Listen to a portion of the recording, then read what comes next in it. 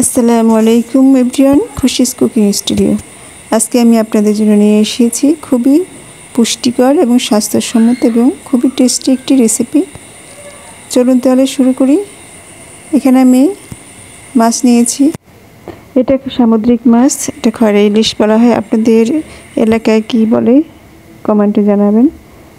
এই মাছটা খুবই টেস্টি এবং এই মাছটায় ইলিশ মাছের টেস্ট পাওয়া যায়।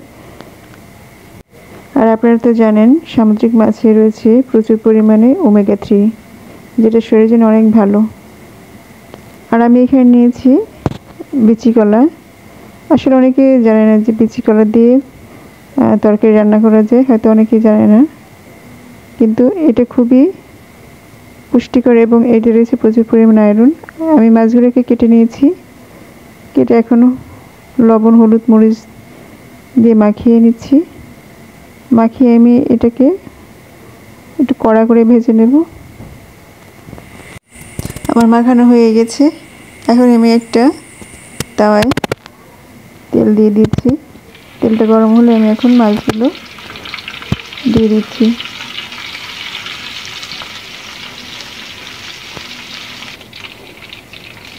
মাছগুলো এখন উল্টিয়ে আমি ভেজে নিচ্ছি।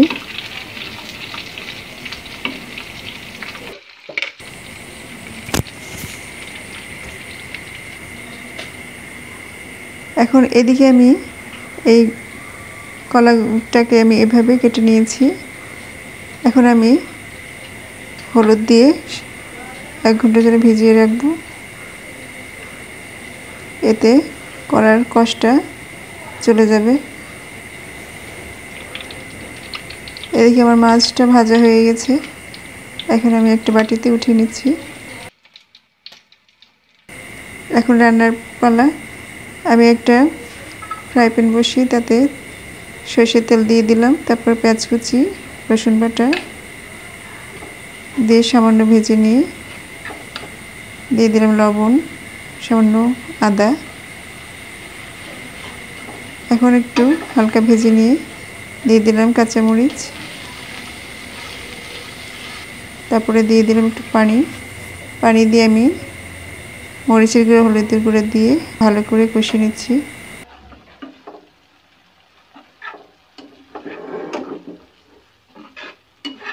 অনেকে এই কলা আগে সেদ্ধ করে বিচি ছাড়িয়ে রান্না করে থাকেন। এখন আমি সেই ভিজানো কলাগুলোকে ভালো করে পানি দিয়ে ধুয়ে এখন এই মশলার সাথে ভালো করে কষিয়ে নেব। আমি তো জানি কাঁচা কলায় থাকে প্রচুর পরিমাণ আয়রন। এখন মশলার সাথে আমি ভালো করে কষিয়ে নিচ্ছি। কষানো যত ভালো হবে ততই রান্নাটাও টেস্ট হবে। এখন আমি এখানে নারকেলের দুধ করে রেখেছিলাম, তাই আমি এখন দিয়ে দিচ্ছি। আর আপনারা তো জানেন নারকেলে থাকে প্রচুর পরিমাণ ক্যালসিয়াম।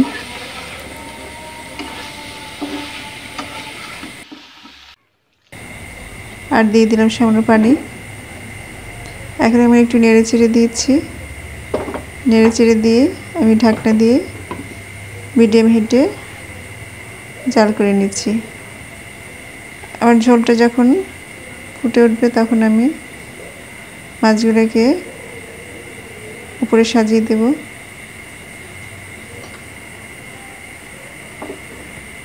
সাজিয়ে দিয়ে আর একটু ভালো করে নেড়ে চেড়ে দিচ্ছি। নেড়ে চেড়ে দিয়ে আমি ঢাকনা দিয়ে এখন মিডিয়াম হিটে আমি রান্না করে নেব। আমার রান্না শেষ। এখন আপনি গরম গরম ভাতের সাথে পরিবেশন করতে পারবেন। আপনারা তো খেয়াল করেছেন সবকটা উপকরণই খুবই স্বাস্থ্যসম্মত। ভিডিওটি ভালো লাগলে অবশ্যই লাইক, কমেন্ট, শেয়ার করবেন। সবাই ভালো থাকুন, সুস্থ থাকুন। আল্লাহ হাফেজ।